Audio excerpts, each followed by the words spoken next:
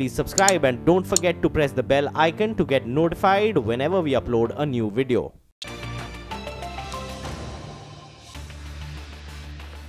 Welcome back. Well, nothing much to incrementally talk about for the markets except for the fact that the mid-cap index is just about higher by around 0.5%. Advanced decline ratio quite steady, currently at close to around 1:1. So it's even keel at this point in time. But let's shift focus then. Edelweiss has in fact come out with a report on the industrial sector using the IBV framework, which they say is the apt tool to cash in on the changing Capex dynamics. To discuss the report, we have Aditya Narain, Head of Research at Edelweiss Securities, and Amit Mahavar, who is a research analyst who's penned this report at Edelweiss, joining in to discuss this. Amit as well as Aditya, thanks very much for joining in. Aditya, let's start with a bit of a summary of the report and this IBV tool that you've used. Yeah, so I think there are two parts to it. One is what we've really done is we've compared this Capex cycle that we expect to play through with the previous one, which was the 2004 to the 2008 cycle, which is very sharp and which there is a tendency to benchmark off. So I think that's one very prominent part of it, which is top-down, how do you look at these businesses? And the IBV is really a more bottom-up approach at how stocks have, or how businesses have behaved the last time around and how we expect them to behave this time around, and how we think that these businesses will, or this would be the driver in terms of determining how stocks end up doing going forward. Just explain IBV for us. Sounds complicated. Just to make it simpler, it's basically a very simple, you've got management initiatives and strategic choices. They basically differentiate and help you outperform, and reduce the cyclicality of business. It's a very cyclical business, right? So we've seen that various managements have taken initiatives, and how do they navigate the cycle. And we find that the performance of companies who manage, through these initiatives well, are able to balance cash flow and growth much better. You either grow very sharply, very strongly, you dilute a couple of other criteria like cash flow or return ratios. But companies who've been able to, focus and balance between this through the initiative are able to balance cash flow and growth, and hence have a lower volatility in growth. So, I mean, just to put it simply, it's basically sensible management of a business, right? Yes. That's what it is at the end of it. So just don't go by the IBV, as a complex. I think it's pretty simple. Yeah. And I would say that rather than having one, narrow approach, it's a more balanced approach. And we find that companies who followed this have done better. And you've looked at 19 companies over the last 15 years or so. Yeah. So Aditya, you wanted to come in. Yeah, so effectively, I think what you require is, one, you have to get a sense of the cycle and the nature of it, right? And I think that is where there is a big distinction being made. Because I think one of the problems with Capex expectation has been that it's been benchmarked of the previous cycle, which was very, very sharp. And actually, at the underlying level, it created all kinds of problems. There was a lack of discipline within companies. This time, what we are saying is that the Capex cycle itself will not be as sharp as the previous one. It'll be broader, but more sustainable. And the second bit is that the companies are looking at it very differently, right? As Amit talked about, more initiatives, a balance between cash flow and growth. And I think that is effectively very critical.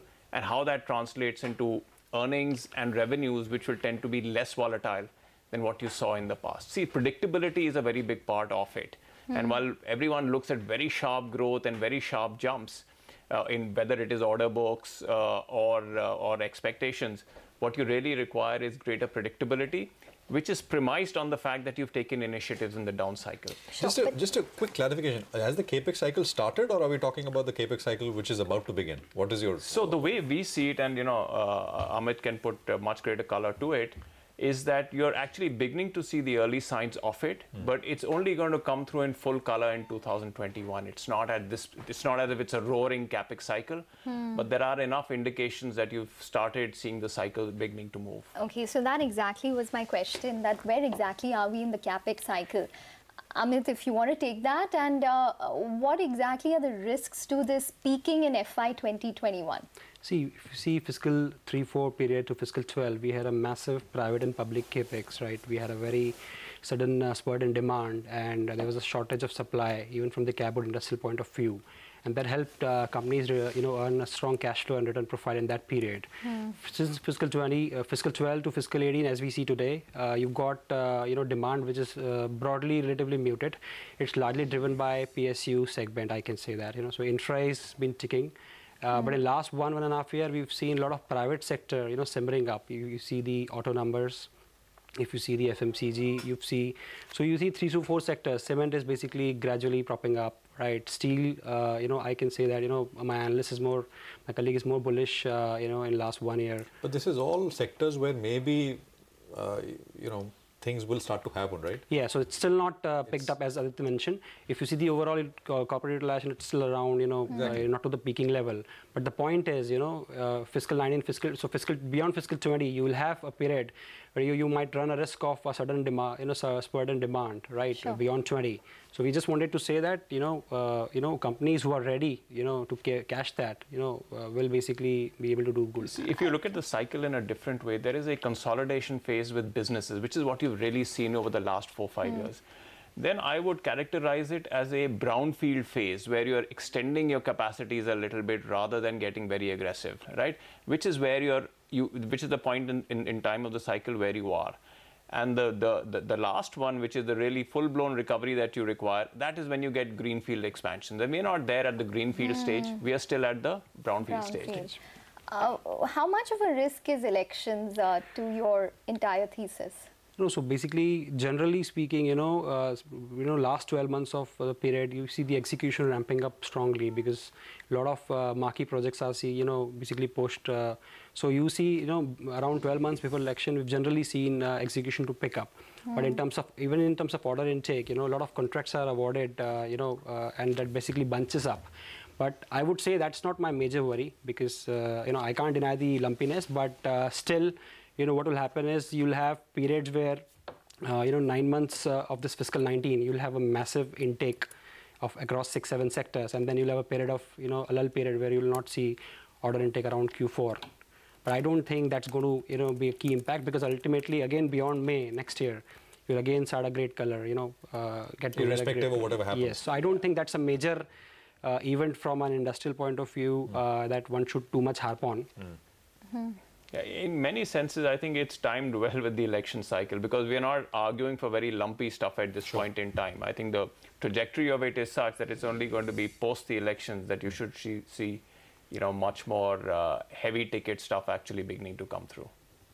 In terms of stocks, what are your top picks, Amit? Yeah, so I think, around this framework, we would say that our best pick is Larsen & Toubro.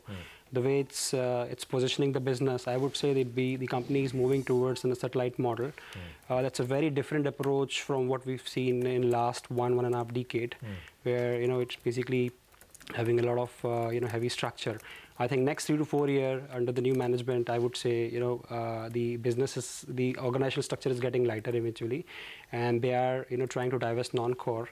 I would say from a 3 to 5 year view, this company's DNA is changing. We're arguing for a DNA change, and I would rather largely believe that if you see last 1.5 year of action, they've taken a lot of initiatives which are basically going to help them in the next 3 to 4 years. They're focusing on capability build up. They are basically expanding their addressable market if you actually study last 1.5 decade.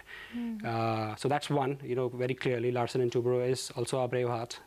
And second is KEC, where I think they moved beyond T&D to railways and now moving beyond railways to core factory segment. Now these two companies, I think from a next 3 to 4 year perspective in terms of growth will grow better. A and B will be able to manage, cash transaction much better. You hardly see EPC companies talking about cash flows, but I think the approach is more towards that. And we've already, when you discuss with the companies, they've already, they've always started not to talk about early completion of project. They're focusing on execution timelines, efficiency, rather than only talking about margin. So I think the approach is changing, and I think these two are our top picks. So we've had a narrow top pick approach now. Aditya, there's a lot being said about the defense space, and you've written in your report as well that defense imports have fallen in the past couple of years, and there's more production which is being focused at domestically. Right. But the fear is that now margins could probably be under pressure as well. Yeah. What's your thesis within the defense space going forward, and your picks there as well? Right. So I think in terms of defense, we've got Bharat Electronics and Cochin Shipyard, which is under active coverage. So I think what is clearly happening is defense PSUs. I think in terms of profitability, structurally it seems it will be going down. We've recently adjusted our target price for Bell because their PBT margins will incrementally be on a PBT basis will be shifting down towards 11.5 to 7.5, though we believe they can do much better. But I think at least 300 basis point is what we expect their ROC profile and EBITDA margin profile can shift. So structurally, it seems the profitability of Bharat Electronics will go down, and that's why you see in last few months it's got derated. Having said that, I think on the private side, you've got companies who are coming up. So you've got 3 large entities. I think Tata A&D, L&T, and Bharat Forge. I would say they're coming up as vis-a-vis making components. They're stepping up to become systems player. So I would say private sector is taking leap. You've got select PSUs who are doing fine, very good. So you've got efficient PSUs. So I would say that one has to be very specific. But yes, directionally it seems there'll be lower returns that some of the defense companies like Bell will be making. The way I would look at it, there are 3 things that are changing, or you need to look at. One, in terms of volumes or the opportunity that stays intact. The other is in terms of profitability that has come down, and so the valuation framework comes off a little bit. And the third bit is between the balance of what the public sector gets and what the private sector gets. I think there you will increasingly see a shift towards the private sector. So I think these are the 3 elements. But in terms of what's changed in the recent past, it's really the fact that profitability of a lot of committed business has come off, and that effectively means the valuation framework. But there is also down. the other argument that now that the profitability has come off, which is government is paying, has to shell out maybe less. Yeah. Maybe there'll be less negotiation, time spent on negotiation, etc., and orders will start to flow in faster for PSU defense. I think that's one part of it, but if it is an offset, it's a modest offset. And given that order flow has been a little slower than was previously envisaged, you'll have to wait and watch before you start giving them the benefit of this.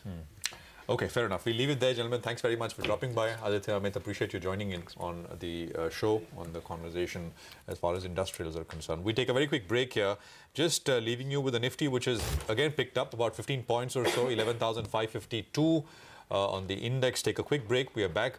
We have a defense company, a mini Ratna actually, Bharat Dynamics, joining in to tell us discuss exactly what we were discussing with our guests here, which is what is the impact of the change in pricing on nominated defense orders going to be for the sector, for the company. Back in 2.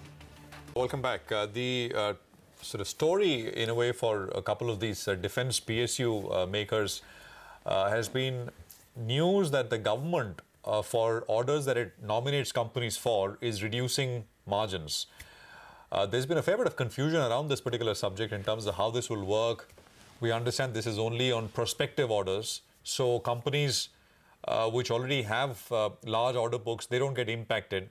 I mean, those get executed anyway, but for prospective orders, nominated defense orders from the government, margins would be lower. We have Mr. V. Uday Bhaskar, who's chairman and managing director at Bharat Dynamics, joining us on the phone line. Mr. Bhaskar, thank you very much for your time, sir. Good morning. Yeah, good morning. Could you talk to us a little bit about the change which has happened, and how do you see this impacting the sector? BDL has been continuously following the government guidelines, because primarily our order book is the nominated orders, and we supply, as you know, that missiles to the government of India, all the 3 services. Our basic earnings more and more are from our operational efficiency.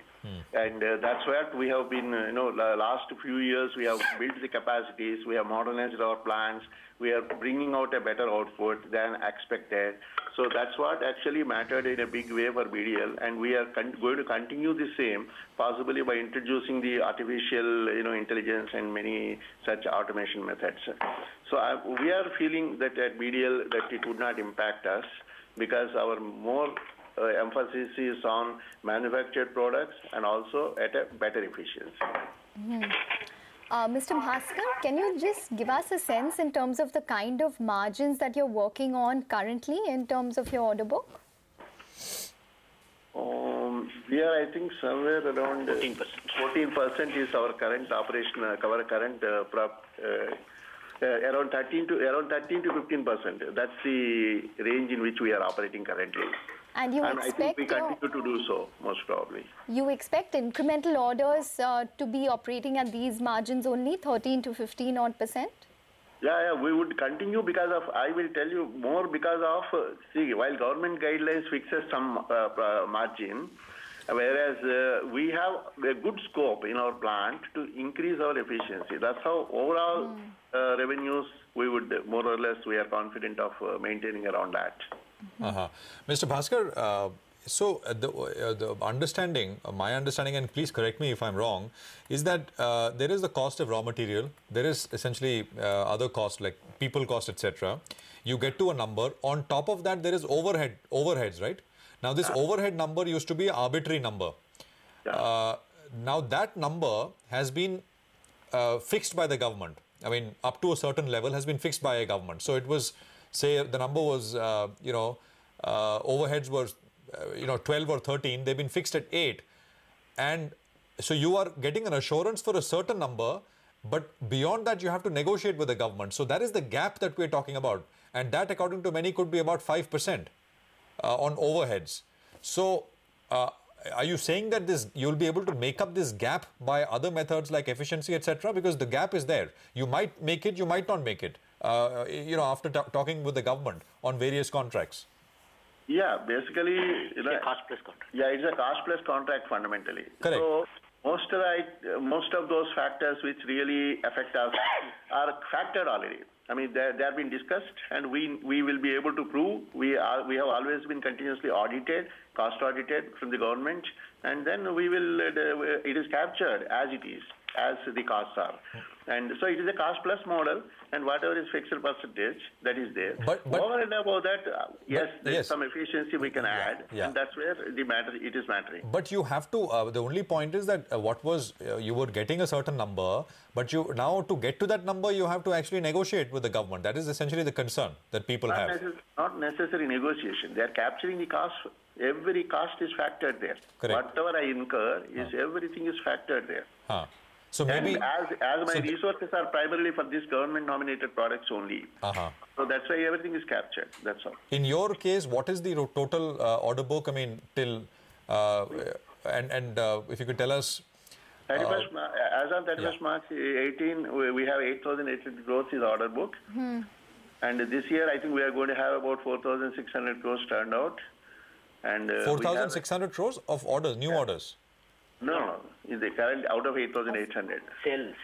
Okay, sale will be about 4,600 crores or so this year. Yeah. So this is not impacted, right? I mean, this goes on at previous levels. This is not impacted. This is not impacted, and also I have some more order book, and which is at the advanced stage of negotiation. It means that already everything has been done.